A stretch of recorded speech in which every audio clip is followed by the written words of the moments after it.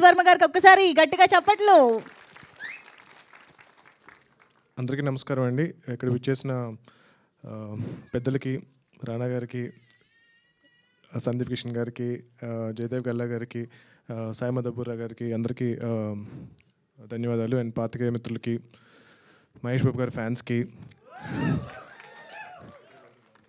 అందరికీ నా నమస్కారం. అండ్ ఈ కథ ఆల్మోస్ట్ ఒక 6-7 years బ్యాక్ నేను అనుకుని దీన్ని ఒక 1-2 years డెవలప్ చేసిన తర్వాత ఈ సినిమా చేయడానికి చాలా అనుకున్నాము. బట్ లైక్ అంటారు కదా, ప్రతి కథ మీద అది ఏ హీరో చేయాలి అన్నది రాసి పెట్టుంటుందని చెప్పి. సో అది ఫైనల్గా మన అశోక్ చేశారు. And I'm very happy.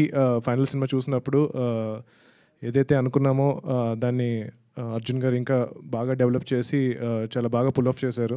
And మన బాలా గారు కూడా చాలా, అంటే నాకు ఇండస్ట్రీ అంటే ఈ సినిమాకి ఆల్మోస్ట్ ఒక 2 years ముందు నుంచి పరిచయం.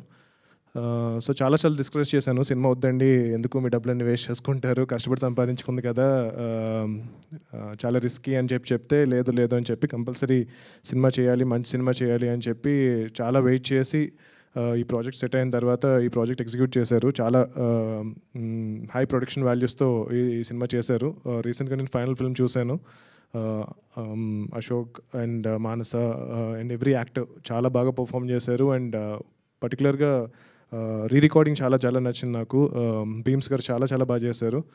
సినిమాటోగ్రఫీ ఓవరాల్గా ఒక ప్రాపర్ ఫ్యామిలీ ఫిల్మ్ అని అయితే డెఫినెట్గా చెప్పగలను.